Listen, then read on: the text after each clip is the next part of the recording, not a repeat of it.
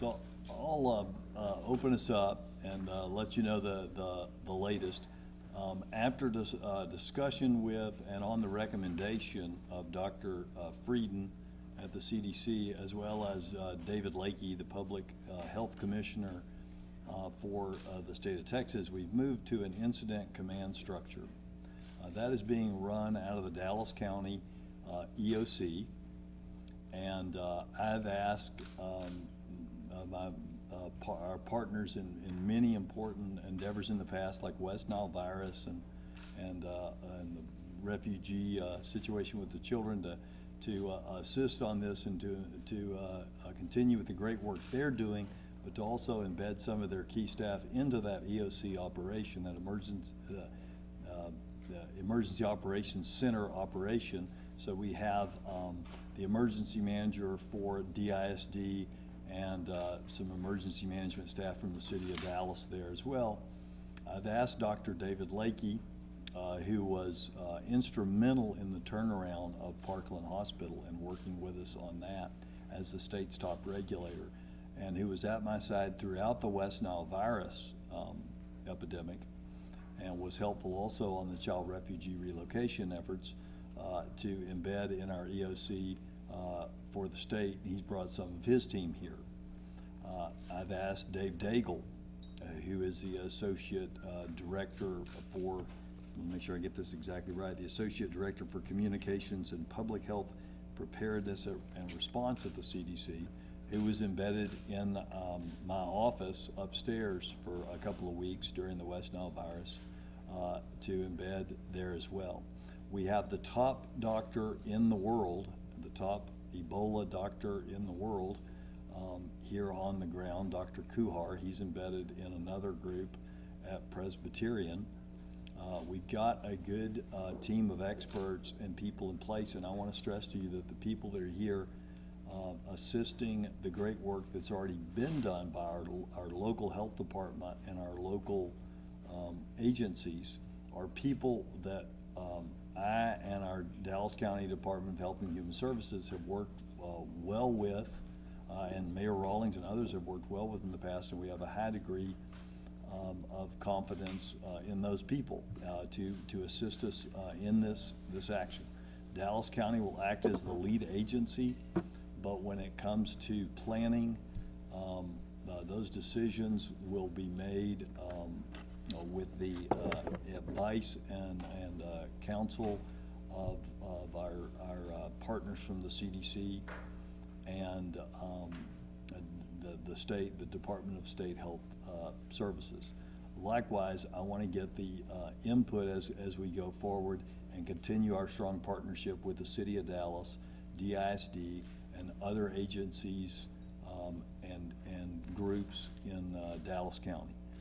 The hospitals, all hospitals are represented through their agents over there at the Incident Command, and we're moving quickly to continue and expedite the investigation and surveillance into these matters. Couple of things, and I'm going to turn it over to someone. Last night we placed orders on a family. We did that after balancing many things.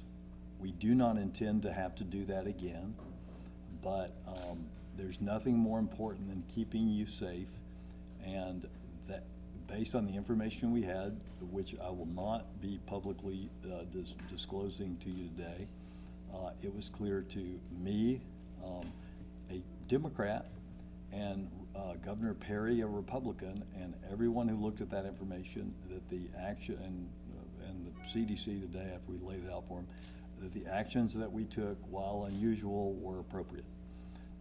And they're there to come to you know, for the safety of the family as well as the safety of the public. We have some hygiene issues that we are addressing in that apartment. This is a fluid situation. We have a contractor. There are protocols that have to be followed to clean and to take care of the things that need to be taken care of in there. We have a contractor who will be there as soon as possible and will take care of those issues that are of concern to Dr. Lakey and myself and our health department. We have food. We have delivered several days of food to that apartment. Those people in the apartment are part of Dallas County, and they are going to be treated with the utmost respect and dignity in this unusual situation. Dr. Lakey and I are going to reach out and put our eyes on that, and I want to commend Jennifer Staubach Gates for her incredible work with that neighborhood. I realize that if you live anywhere near that neighborhood, you're nervous now, but the science hasn't changed overnight. This is not like the flu. It's not something where it spreads broadly through the community. You can only get sick, you can only contract it from someone who is having symptoms. And remember that the only person who had symptoms is Mr. Duncan, who's in the hospital. And no one who has been around Mr. Duncan during the time that he has been symptomatic has shown any indication of having contracted Ebola or being sick from any other related illness. So this is a matter that we have a high degree of confidence we can control, and we are working to get the response, which has been a good response, strengthened, every hour of the day. Let's see if there's anything else. Oh, on the incident command, the name of the person that's going to be incident commander for us is Chief Doug Bass. He is our emergency management chief. He is not going to be available for interviews for y'all. Their job at Incident Command is to gather information and get tasks done that are given to them as the policy is laid down for them. And they are busy doing that, very busy doing that. And so there's not going to be time for them or for any of our section chiefs in this unified command to give interviews for the next few days. Lauren Mish, my chief of staff, will head up the PIOs there, and we'll have a joint communication with the city and DISD and other entities, and we'll try to get that information out just as close to real time as we can so that you can get that information to the public. We want to be as transparent as we can be, and we want to have the public's confidence, and we know the best way to have the public's confidence is to earn that confidence every single day. And we're going to do everything that we can to do that. I see Dr. Teresa Daniel back there in the back, and you should come up here because you're more than welcome to come up here. And the county commissioner's court, the sheriff, all your county elected officials and department heads are working hard. They're working together. They're providing support. Same thing with the city and the school district. And with that, and we're going to take some questions from you. But with that, I'm going to turn it over to Dave Daigle, who is kind of like getting the band back together. Dave is here again. So Dave, you want to come say a few words from CDC? Hi, I'm Dave Daigle with the Centers for Disease Control and Prevention, and thank you very much, Judge. And first of all, I want to tell you, we're really happy to be here. We're invited by the state and the county and the city, and we get to work with them on this investigation and do the contact tracing. So we have a team of about 10 folks, and it's 10 folks here on the ground, but you have to keep in mind, CDC has literally hundreds of folks back in Atlanta or working in Emergency Operations Center, working on different teams like lab and epi, and approximately over 130 folks deployed in West Africa doing the same contact tracing work that we're doing here. And we're fortunate that several of the team several of the folks on our team here in Dallas have experience in West Africa and doing contact tracing over there. So we are doing exactly that. We're working with the county. We're going to do contact tracing. We're going to divide up into 2 teams. One team will stay at the hospital. They'll do active surveillance and contact tracing at the hospital. The other team is what we call a community team, and working once again with our partners at the county and state, we'll do community tracing, and we're making great progress on that. I think the formal contact tracing, I think you've heard already that there's a list of about 100 what we call potential or possible contacts, and that will be culled down to a list that will begin the contact tracing on. And so, once again, it's great to be here. Thanks for having us. And I think probably do questions later, and I'll get out of the way. Sean Ram, let me ask you a question, sir. How do you come to this number of 100 as you begin this concentric circle of contacts? But, you know, I might like Dr. Zachary take that for you, if you will. And I think they want to wait probably to the end. Yeah, let's wait for the questions at the end. Let's go through, I think Mike is, Mayor Rawlings is next. Good afternoon. As you can see, each member up here has a specific role to play on this team. County Judge Jenkins is kind of leading this effort. We appreciate CDC on tracking down these contacts and the expertise, and Mr. Miles is running the school front. What we're trying to do at the city is to make sure that we create a calm and safe environment for those people to do their work. That's our primary focus. This business is very local. When I say local, I don't mean Dallas. I mean a very specific neighborhood in the northeast part of Dallas. As Clay said, Jennifer Gates has been out there almost nonstop with the neighborhood, talking to people and communicating with them. The second thing we've done is we have had reverse 911 calls to all the residents. We've talked to them, we've explained to them what's happened, and we've given them the option to call us back. As I've said before, if citizens have any questions, they need to call 311. We will be able to give them a full explanation of what's happening and answer any questions that are challenging. If they feel sick, they need to call 911. And we will make sure that they get the first-rate paramedics that worked on this at the very beginning, that sort of delivery system, and we will take care of them from a health standpoint. We want to make sure that we hand out all the same materials that were handed out at the schools. We have gone kind of door to door to make sure all the people have. So we're getting the word out, and people are starting to understand what is happening, what Ebola is, and the science behind it, that you can't contract this unless you have contact with somebody that has shown signs of having this.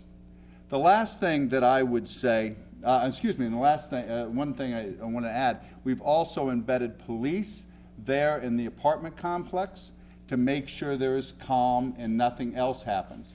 We know the sheriffs are doing their part in regards to the contacts, but we want to create a safe environment there. That's where you come to play.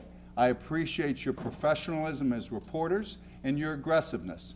Just know that you will have a moment to be part of the problem or part of the solution, because it is at best disorganized out there, and we have some members of the press that are creating a little bit more of it. I know that's hard for you to imagine, but we need everybody to be professional at this point.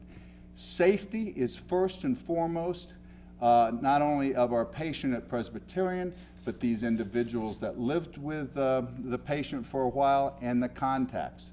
If we have a chaos out there, and we've got some reporters that feel it is their obligation to pay people to move into their apartments, it creates a little bit difficult situation for the CDC and the county to do their job. So I'm going to ask you, as a professional one to another, be careful about how we interact there locally.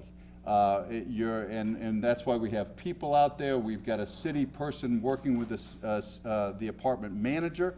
And if you have any questions, go to them, and we will make sure we're, as Clay said, be as transparent as we can, but we need to do it in an organized fashion.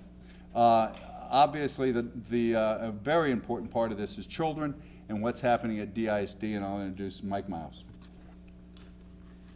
Thank you, Mr. Mayor. I'm Mike Miles, Superintendent, Dallas ISD. And for us, there are three priorities. The first and foremost one is our children's safety. That's always going to be our priority, so we're looking after that. The second is providing information. We did a lot yesterday. We're going to continue to do that. We're doing that today. Information to our parents, to our staff members, to our students, so that they also understand the situation and we're as transparent as possible. And then third is what we do every day, and that is to make sure we have high-quality instruction. And so those are the things that are going on today. We continue to do what we did yesterday, and it's having an effect. We have additional nurses and health professionals on staff today, yesterday, and we'll continue that tomorrow, and then probably into next week. And those health professionals are answering questions from parents, from students. Our nurses are making 2 rounds, they don't usually do this, during the school day to every classroom, also just to check to see if people have questions or if there's any symptoms of anything. And so we're being vigilant there. We had additional custodians last night. We will have today as well. Today during the day we have additional custodians just to take the we don't think there's any virus at any of those buildings, but we'll take that off the table. So we're doing extra cleaning and disinfecting. And now we're also enrolled the 5 students into the homebound program so that they will get curricular supports and technology supports to continue their education. I know there's some interest in our attendance. I can tell you I'm very proud of the staff. We have our staff at the school. The attendance rate for the teachers is the same as it always is. And then for students, we're down a little bit. We're at 86% attendance for those 5 schools. The rest of the district is the same, but for those 5 schools, it's 86% attendance. It's usually around 95, 96% for those 5 schools. So we're down a little bit, but I think the message was getting out, and people do feel safe. That's why you have that high percentage of kids attending school, and we just think that number is going to grow. And I'll take questions afterwards. Yeah, well, I guess what we can do is if you'll ask a question, whoever you ask it of, we'll just have them come up. So, yeah, Sean, go ahead. My question remains Daigle. for either Dave Daigle or Health and Human Services Director Zach Thompson. My question remains, how do we, as we establish this concentric circle of contacts, starting with those most intimate out, how do we expand, how do we get to 100 today that we're assessing for interview or more? That's my question. Who are those numbers? How will we get there? Well, 2 points. Let me make sure, I want to thank Mayor Rollins, Judge Jenkins, for the support that Dallas County Health and Human Services has been involved with over the past week. One point before I get to that question, I want to also thank our top doc. We talk about a top doc nationally, we talk about a top doc statewide, but the top doc locally is Dr. Christopher Perkins.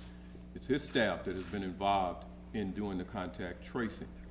The elements that we looked at is, let's start with the actual close family members. Those family members were assessed and determined that they are part of the immediate contact investigation that we start from. At that point, we look at interviews with other members of the family or friends who might have come in contact with the patient or the family members. So you begin to build your tracing based on that information. From that, Dr. Perkins' staff, who has done extensive interviews and done extensive evaluation, determined based on Judge Jenkins, Dr. Leahy. From that standpoint, an order was delivered on last night, signed by Dr. Leahy, signed by Dr. Christopher Perkins, that a control measure needed to be put in place. This was a way to ensure that the public sphere would be put at rest in terms of any interaction with anyone who was the primary contact. From that, you begin to build your circle with the other individuals that makes up the numbers, i.e., the best example I can give, if 50 of us went to a restaurant, 2 of us got ill, that's a 52 number that we have to look at, but only 2 people got ill. From that aspect, we still have to follow up on the other 50 people to rule out whether or not they had food poisoning or any other issues from that restaurant. So from that concept, you build your well to be large, then you reduce your number. A lot of the individuals that we come in contact with will not have any, well, they will not have any symptoms. They will not have any association other than the fact that someone said they were there or they might have had contact. This is local public health surveillance at its best and what we do day in and day out. Another example, shortly, 30 seconds, is when we do TB investigation. You've covered enough TB supposedly cases at a school. You'll see that we may test 100 students, 150 students, based on one confirmed case. We later come back and report there were no confirmed cases based on the testing done on the other individuals. So that's the clear 101 of epidemiological assessment, and that's what's done to come up with that circle. The circle is a wide circle, then it gets reduced. Finally, I want to thank Erica, our PIO. If you go to our website at Dallas County Health and Human Service, you will see updated information on Ebola. Lastly, Dr. Perkins went out and assessed the family members today and determined that there are no symptoms, that everything is fine based on his assessment today. So I wanted to be very clear on that process. I have a little follow-up. Maybe Dave Daigle can answer this as it relates to the surveillance or contact tracing of the paramedics and the workers there at Presbyterian, both on Friday and Sunday, sir. You know, I'm sorry, what was your question about the follow-up? There the- is a team, we do have a team that's called, that's working at Presbyterian, and they're gonna take a hard look at the healthcare workers. You guys probably know from covering this that certainly in West Africa, the healthcare workers have been hit very hard by Ebola, so we're concerned about infection control. So they'll be doing the same active surveillance and contact tracing that we're doing in the community, but at the hospital. Are those workers now being told not to work at the hospital? You know, I don't know the latest. I think part of this is the the evaluation's still going on. Happy to update you when I find out. I don't know what they've been told right now. And we're gonna, as Zachary was saying, we're gonna break that list down into high risk, no risk, and low risk. And that's gonna be the basis of our contact tracing, but based on whether these 100 possible candidates are either high risk, low risk, or no risk. And that's really, as you mentioned, it's very fluid and it's ongoing right now. So we know that there are other people that have come in close contact with his bodily fluids, so we've been told to expect a potential other patient. When that happens, theoretically, our local medical authorities will know it first. Where will that patient be taken? That's part of our evaluation and discussion that we're having with Dr. Leahy. We would have to determine the appropriate facility in which to take that individual to. One of the things that individual, in our assessment of this, you're correct, we would, of the contact investigation, we would determine if a person showed some type of signs or symptoms. At that point, we would get them to the appropriate hospital. At this time, all our hospitals are set up to be able to deal with that process. But to give you a specific location, I can't do that since we don't have that issue at this Wouldn't moment. you want to keep them all in one place? Would keep them in the apartment But complex? we can't, that would have to be evaluated. Wait, why would you wait till the last minute to evaluate? No, We've we're not already wait- been we're 2 not days gonna wait- into it. But Janet, we're not gonna wait till the last Why minute. you decided to isolate them in the apartment complex and not to move them to a hospital or another medical Did facility? they try and leave the apartment? Well, let me answer, say a couple of things. So, in all likelihood, first of all, we are very hopeful and working very hard so that there won't be other cases. If there is another case, and that presents at any of our emergency rooms, we've prepared our emergency rooms so that they're all ready to handle this. And that was done back in August, and they're continuing to work on that. If a case is picked up by an ambulance, in all likelihood, although that is any plan is subject to change in the planning stage, that person would be taken to Presbyterian, where they're doing an excellent job of taking care of the patient that they have now. Your question about what was it about isolation? Why have they been, why have the 4 been kept at the apartment complex instead of taken to a medical facility? And have they attempted to leave since they were asked to stay home? They were non-compliant with the request to stay home, and I believe that is touched upon in the press release that was sent out. I don't want to go too far beyond that. But And we that was have- yesterday, sir? That was yesterday or this morning, whenever that was sent out. And it's important that we balance a couple of things in doing that. It's very important that Dr. Perkins' team has the patient there to test that temperature on that regular schedule twice a day. If people leave, even though they're asymptomatic, if they're not at home when we go out to do our surveillance test on them, then that defeats the purpose of that surveillance test, and that endangers them if they were to be infected, they need to know that as quickly as possible. So it's for their benefit and everyone else's. When they send their children to school, after being told not to send their children to school, you just heard Mike Miles say that we're usually at 94 to 95% at TASB, and today we're at 86. I'm concerned about those children in that apartment, but I'm concerned about every other child in the county. So it's not an easy decision to make. I can't give you all the facts that we looked at. It actually is an easy decision to make if you had all the facts that we looked at, but I recognize that there are competing interests in their rights to freedom and the overarching public concern. Judge, can you go into detail on how it's being You visited the apartment complex last night. You said you went to the complex, you served papers there.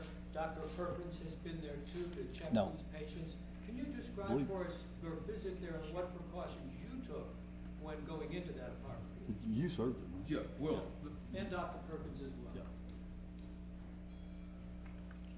as we went into the apartment last night, we felt that the appropriate action was to hear out the family members if they had any concern based on our conversation. And of course, they may have interviewed with other people.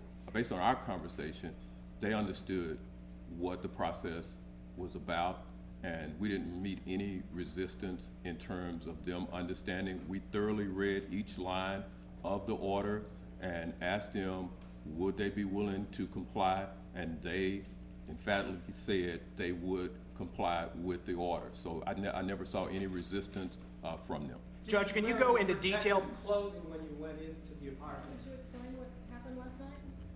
Well, keep in mind, these individuals asymptomatic, so as far as them being contagious or being able to transmit this infection, that is virtually non-existent to zero, as we clearly indicated on yesterday. So in regards to going out and monitoring them, that I do not perceive as a personal threat. So as a physician, a clinician, I'm there on their behalf to monitor them, and if they become symptomatic, get them the appropriate treatment. Explain the living conditions. We know that this is a population density. Explain how many people were in that apartment. What you Can I comment on that? Superintendent Miles, quick question. Let's just do two more because. Okay, quick question for go ahead. Superintendent Miles.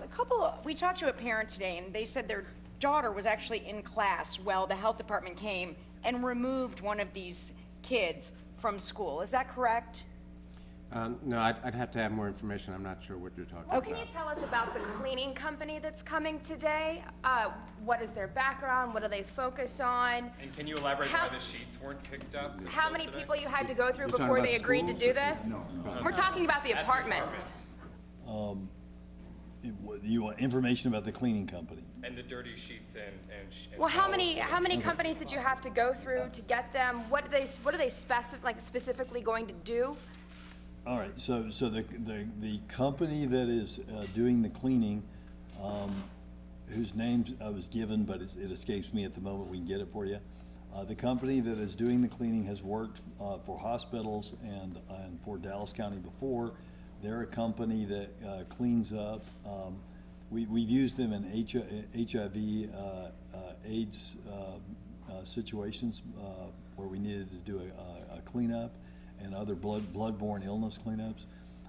They use appropriate disinfectants and are appropriately licensed to do that. As far as the question about the sheets were placed in a sealed plastic bag and have been in the bag, as well as the belongings of Mr. Duncan. Those were also in a bag. They will appropriately dispose of those items, and as information becomes available, we will continue to bring it to you.